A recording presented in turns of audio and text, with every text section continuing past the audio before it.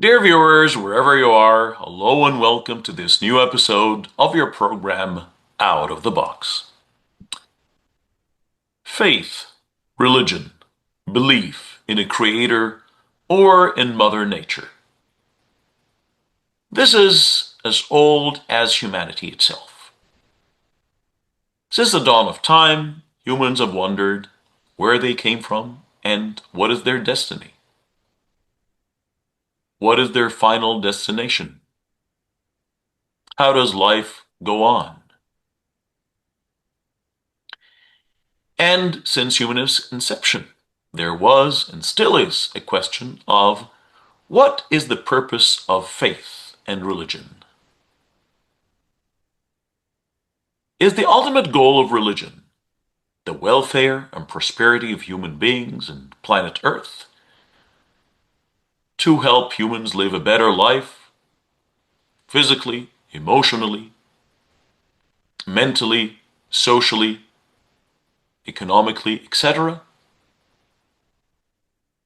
Or on the other hand, is it to simply domesticate humans, to make them inert, extremely inactive, and to make them completely secluded from reality and live in the metaphysical realm?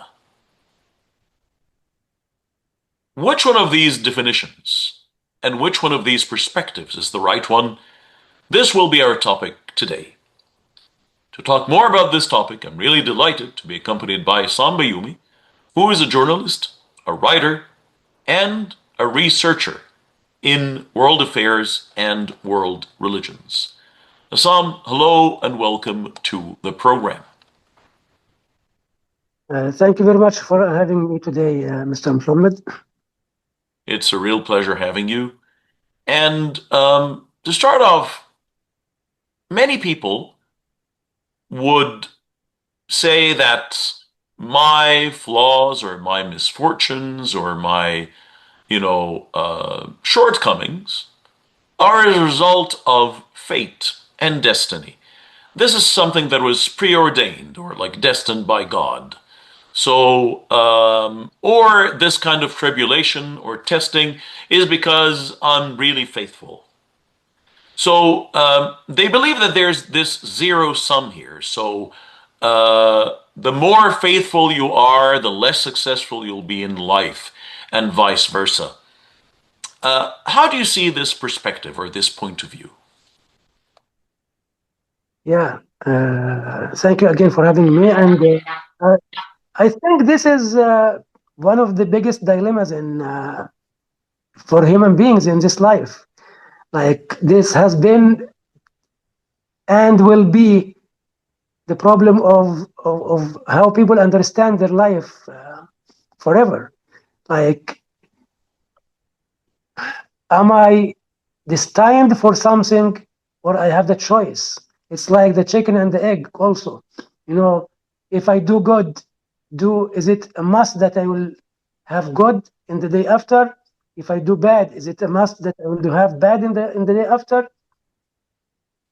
It's very contested idea, and it has two parts to talk about, I guess.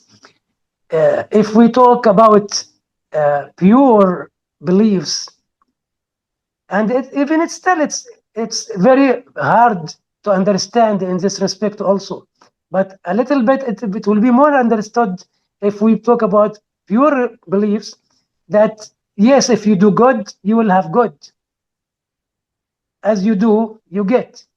But according to, like, we have to say first that we have right beliefs and distorted beliefs. And distorted beliefs is a completely different way of thinking and a way of understanding life, because they take you in different, completely different area of thought. Like distorted beliefs are highly negative about everything. It's negative about the conclusion of life. It's negative about how you practice life. So yeah, it's very, very complicated and very contested ideas, here. So is the purpose of religion is to sort of mitigate human suffering, or is it to exacerbate, to add like more suffering to humanity? And like, will a believer always, is a believer destined to live in perpetual anguish? Always, because he is a good believer, they must suffer forever, and Yes. they will be forever entrapped in this suffering. And are like, is a believer just like you know sort of stowaway, like in this life? Okay. I'm just trying to make it simple for our respectful viewers. First of all, I will just have two questions. Do we have to have religions? We don't have to. We have the choice for this. Then, how we practice religions is what matters here. Okay? Like, uh, religion in the science of uh, social sciences, I mean, is defined as the way of managing your life. So religion is not necessarily be something coming from the metaphysics or from the out of this earth. Okay, so again, religion is the way you practice your life, the set of laws or beliefs you practice your life according to. So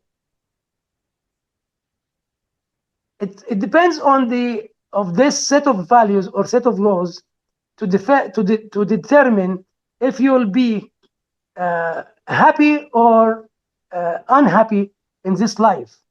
Like, and again, we go back to the idea. If you choose,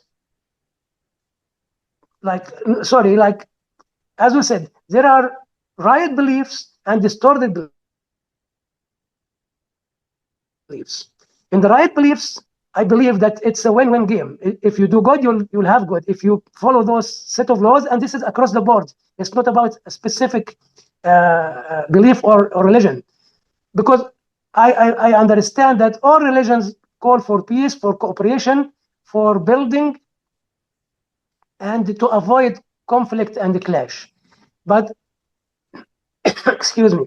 On the other hand, if you look at the distorted beliefs and religions, you will have all the bad stuff. You will have conflict. You will have laziness. You will have dependency.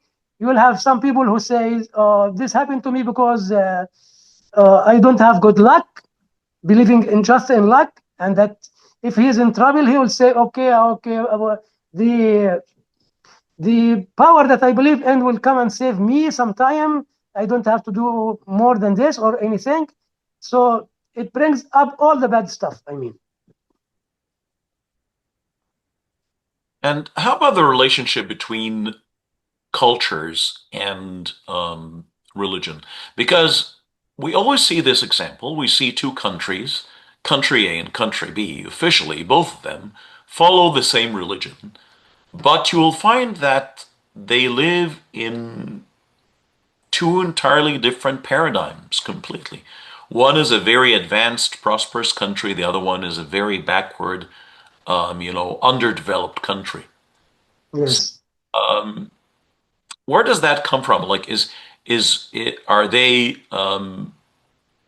like, is one of them following the proper one, another one following a distorted version of the religion? What is going on? What is the interplay here between culture and religion? yes. As I said, like you just added to what I said now, I guess, like culture is another way of talking about religion. Because as I said, religion is the way you practice your life. So if a group of people in a specific uh, part of this earth, of this planet, decided to practice a set of values or beliefs, and they would call it culture, they would call it religion. If they abide by this, then they will live in harmony and they will like be to something, like they will make something. If they don't follow those beliefs, they will be like backward and don't improve their lives. They don't build. Okay, so it depends again on. So like if we say, if we take the comparison as you said between two societies who believe in the same thing as declared, they believe in the same thing, believe in the same thing, or same belief or same religion, but their lives are different. This will bring us to understand that one of them might be applying those values or this religion better than this other society that is not improving or not going forward. So it's not about clash between culture and religion. It's about how much you apply of the what you believe in, whether it's you call it culture or religion. Some people see that like militant religion or extremism or fundamentalism usually go hand in hand, are directly proportional to uh, how much retarded and underdeveloped you are. So the more developed you are, the more moderate religion would be, and the easier the grip of the religious institution would be. While if you're a backward, less developed country, usually the religious institution would have a very hard grip on the people, and there would be more of an extremist, militant view of religion. Do you agree to this analysis? Definitely. And it has been said throughout the history that ruling an ignorant people is much easier than ruling educated and educated people. So when we talk about the religion and how it might be used to manipulate people, this has happened almost all the way throughout history, and in every age, in every time and the stage of life, there was kind of collaboration between the authority, that's political authority, and the religious authority, maybe after some clashes or some struggle, but at the end of the day, usually the religious authority had been subjected to the political authority, or even the religious authority had taken full control and still, excuse me, still manipulated the people with the distorted belief they imposed upon them. And I can give you an example by what happened during the Dark Ages in Europe, for example, for many hundred years. For that, excuse me. Yes, Yes, of course. So you think that they usually go hand in hand, definitely yes. and so many like there's this saying that by so we have different philosophers across the ages. So we have people like Immanuel Kant, we have people like Friedrich Hegel, we have Nietzsche and Albert Camus and so on. Like some of them would call for complete atheism, like God is dead, and others would call for a weaker grip of religion or sort of a universal religion, rather. And this again brings us back to the extremely famous and old allegory of the cave for Plato. And just a quick reminder, and now we'll show the picture. Plato here, like the picture depicts a group of people who are since their like infancy or since their birth, they've been always connected. Like they have their backs leaning against a wall, and they are all in shackles, so they cannot turn right or left. And all they see throughout the day are shadows. And these shadows actually are shadows of, you know, replica or like they're shadows of figurines that are made out of clay. So clay figurines, actually, not actual things. So there's these clay figurines of birds or of animals or of whatnot, and behind these figurines is fire. So the fire, the light comes from the fire, it hits these figurines, and then it projects the shadow on the wall. So they are seeing shadows of figurines, like they're not even seeing shadows of real birds or whatever. But because they don't know better, and that's the only thing they've seen, they've grown to believe that this is the absolute truth. Yes. Then he says one day one of those prisoners manages to escape and he goes up. And then he sees the world is much more vast, and there's the real bird, there's a real horse, there's the sun, not merely this simple bonfire that is down there in the cave. And then he comes back and he tells his comrades or his inmates, whatever you want to call them, and he tells them that this is the truth. And he's met with a lot of resentment because he's belittling everything they believed in, and he's telling them that you've wasted all your effort and life in vain. Yeah. Number two, he's hated by the people who carry these figurines, which are usually perceived as the men of religion or like the clergy or the political leadership. So he's resented by both. So do you see that, like those people said, that religion is like the opium of the masses? It's used to sort of pacify people, like limit their ability to curb their intellect. To what extent do you see that this example is still alive today? And do you agree with the philosophers who say that religion can be used as sort of a narcotic, not only a tranquilizer? Yes, sure, yeah.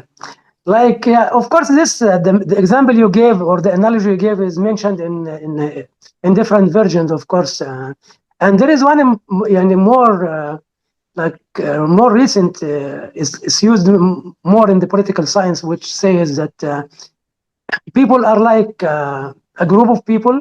Our life is like a group of people in a dark room, or like people don't see, and there is an elephant in the room, and everyone touches a part of the elephant, and everyone explains life according to the part he touched, and so if the one touched the leg, thinks that life is huge. If he touched the ear, he thinks it's soft, something like that.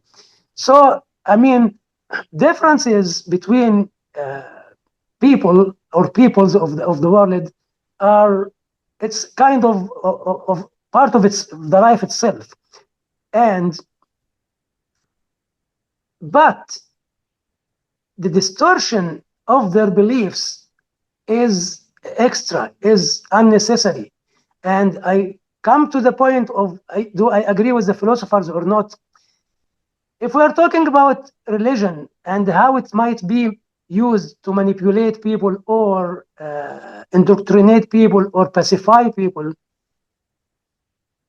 we have to say that we are talking about two levels again: the right beliefs and the distorted beliefs. According to my humble research, I found that philosophy in general, and 90% or 95% of the philosophers or their work was going in the direction of annulling religion at all, canceling religion from the life of humanity, and creating a new religion that even Kant called it the religion of humanity.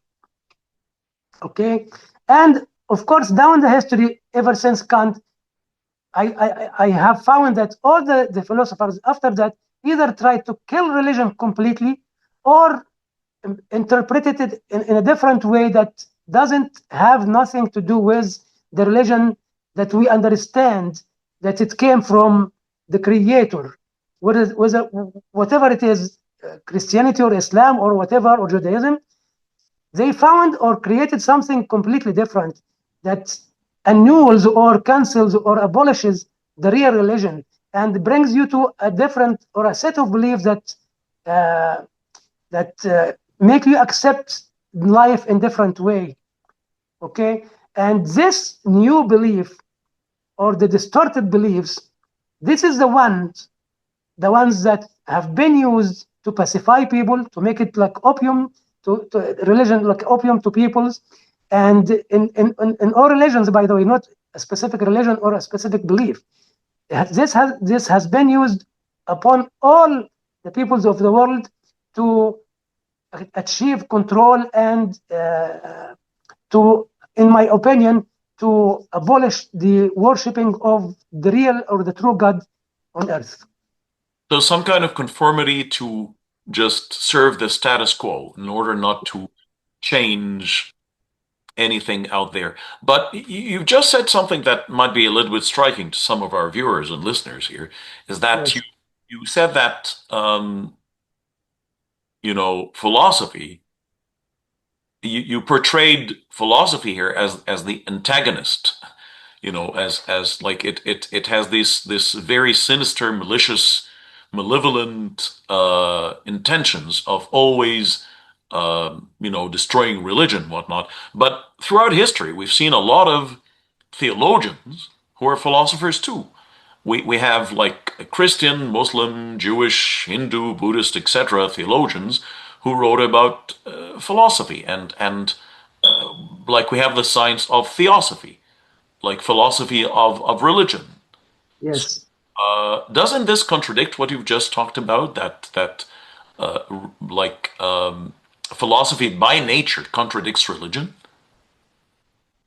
Okay, when you say by nature, that means it has been created from day one. Okay, philosophy is something new in history, by the way. Philosophy just came to being around 600, six centuries before the birth of Jesus Christ. Okay, so this is nothing that has been with humanity. Humanity, the history of humanity before Jesus Christ has been longer than what we have now. So this is something new, and I believe it has been invented. And in the first place, philosophy is not a science. They are trying to impose it as a science. It's not a science. It's just a way of thinking. It tells you to think, to make your mind in stuff, in life, in science, in everything. And the religions, by the way, doesn't collide with logic, with using your mind. Philosophy Religions. of wisdom. I'm sorry. Go ahead. Yeah, philosophy as the love of wisdom. Love of wisdom is different from being science. I love to think. This is science. If I love to think, this is science. It's not science. On the contrary, religions, as far as I'm concerned and I studied, tells you have to think. Otherwise, how you will understand that you have a belief that you have to believe in? You use your mind. So religions are not against using your mind. The distorted religions are against against using the mind. So philosophy came here to play the devil's role and to convince you that religion is bad because it tells you not to think, although philosophy itself tells you not to think and just believe what they say, the philosopher said. Mm. And again, to clarify again, religions are not against using the mind, but philosophy is against religions in general. You Of see, course, there are some exceptions. I'm talking generally speaking, you know? okay, so let me rephrase what you just said, and please correct me if I'm wrong. So you're saying Sure. that distorted versions of religion are the ones that make people submissive to tyranny, to dictatorship, to the despotism, and Yes. it's not the problem of religion itself, it is the distorted version. And but philosophy tries to tell people that this distorted version is the actual version of religion, and that's why the best way is to leave it all behind. Not only this, philosophy is claiming that they are finding for humanity a better religion, which they call the religion of humanity. And I can mention here some good philosophers or good thinkers, as I say, still in this life, in this day and age. One of them is Dr. James Lindsay.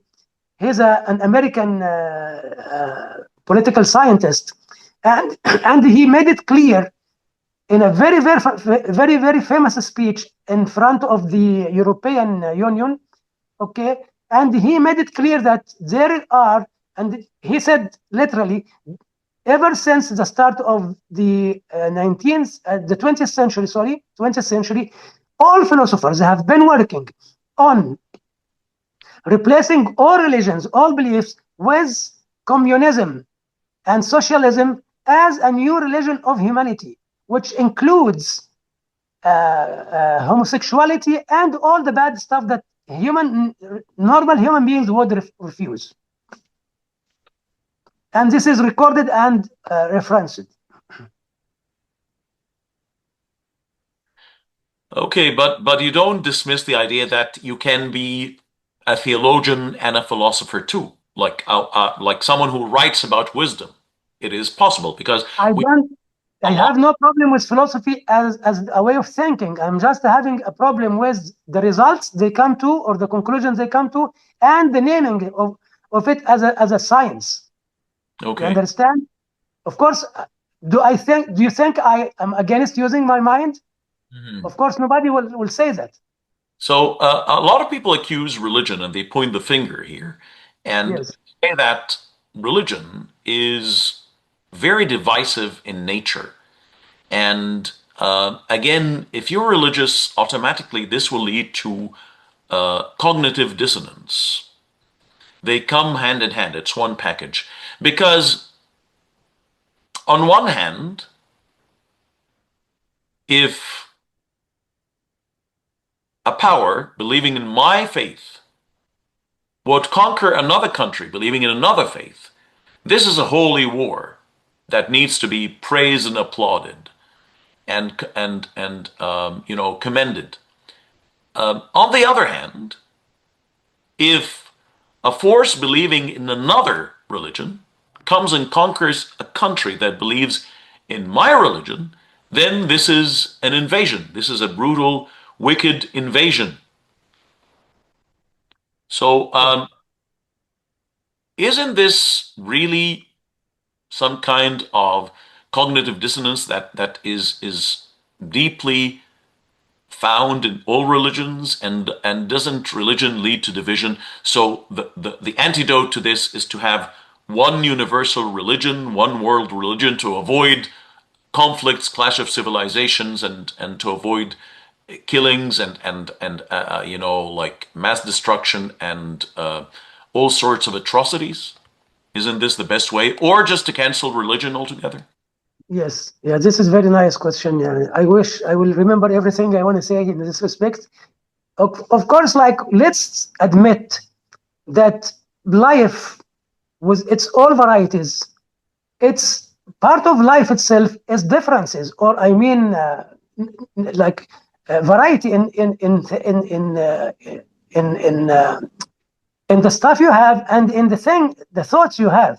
Like it's not a bad thing to have a different thought, but the bad thing is to clash or try to impose it with by force on others. Okay, so this makes me say that true religions or correct religions will differ, yes, but they will not call for clash or for fighting. Okay, but distorted religions are the ones used by some specific powers that look for interests, their own interests, for control and the money and stuff and fortunes.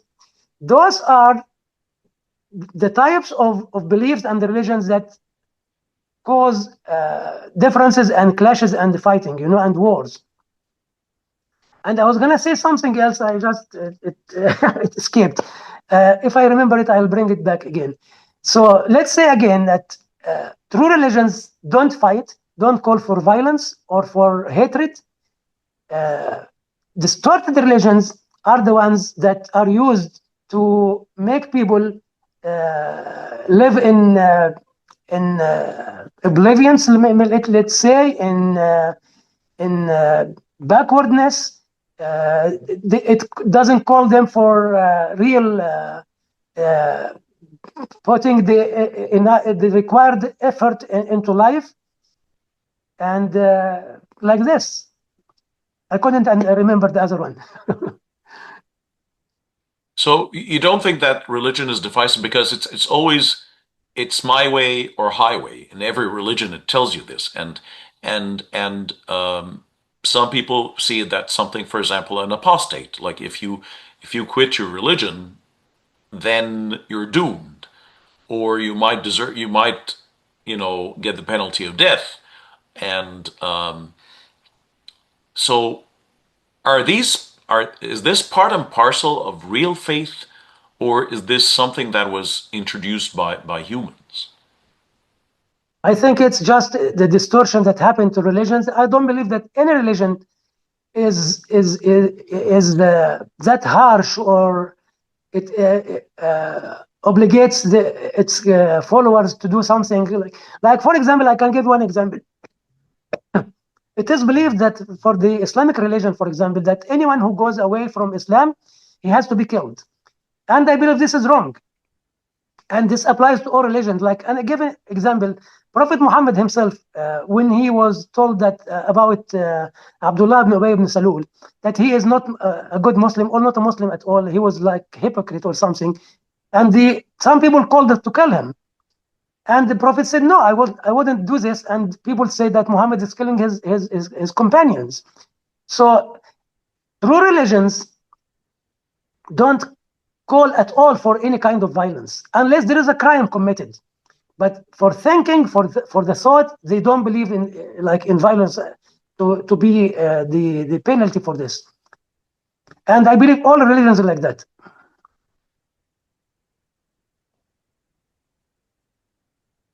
So again, you think this is a misconception? Again, it is a misconception. It's a Oh, misconception, and it's the result of manipulation, not just a misconception.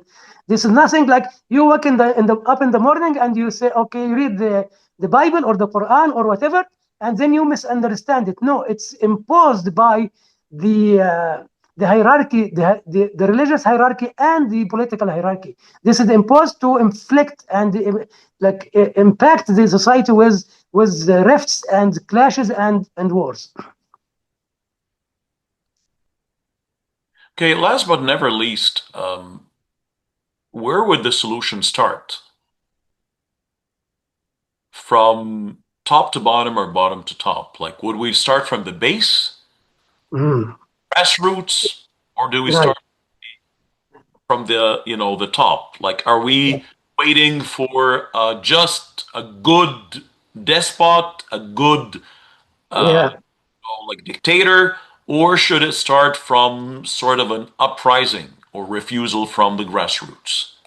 Thank you very much for bringing this, because you just reminded me of a very important book. It has been written like around 1555, like 5 centuries ago, by a French writer. His name was like Etienne de Wattier, and the book name is Voluntary Servitude, or Slavery. And this guy talks about how people choose by their own will to be subject to the authority. And he says that, he says that there is uh, the government is unnecessary. He was one of the first anarchists, by the way. And the solution in his opinion, was very simple: just say no to what you don't like. So again, he explains servitude, or being subject to manipulation, is as own choice, is voluntary choice, and the solution for this is just to say no to this. And other people have been writing about different kinds of slavery in our modern societies, and one of them called it the slavery of the job, for example, because everything now is owned by corporations that owns everything.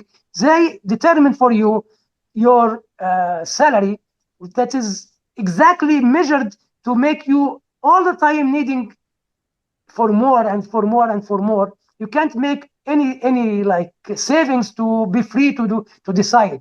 So this is the kind of slavery in itself. Okay, so Always on the hamster wheel. exactly. You just put it in a nutshell. Yeah, yeah, Exactly. yeah. Thank you for that, reminding me this. At the end of this interview, I really want to thank you sincerely for being here and for this very fruitful discussion. Thank you very much again. Thank you very much. And dear viewers, if we were to come to a conclusion here, to recap, really, the very famous saying, divide and conquer, divide and rule. So, religion is something that affects people so much. And when people describe it as the opium of the masses, uh, yes, because usually people are mesmerized, people cannot resist something that is given to them by the divine. But again, what's absolutely illogical here, because with the exception of some cults, I wouldn't even call them religions, some fringe cults, very, very, you know, abnormal uh, cults, like in all other regular religions, God created all humans equally, and God has unconditional love for all humans. God would never hate the sinner, but would hate the sin. And the door is always open for forgiveness and repentance. And we have stories of great pioneers in all religions that started their life as, opponents or even enemies to this religion. But by time, they became one of the greatest proponents and supporters of this religion. So definitely, this creator did not create humans to kill one another, and he did not, like they're not destined to perpetual anguish, like some men of religion would say. Then another thing as well, like there's no way that this God created people to worship other than him. So he did not create people to worship members of the religious authority, which is usually the case, because they would always dictate people what they want, and people just act according to their whims, not according to scripture. So it is very, very important to believe that humans are born free. Humans are born free, and humans are not born within a cage. Even most animals would die in captivity. So it is absolutely illogical to believe that the creator created you to die. And definitely, what proof of greatness will this creator have if you are a believer because of fear, not because of conviction? Dear viewers, until we meet again, I hope you have a very pleasant time. Thanks for watching.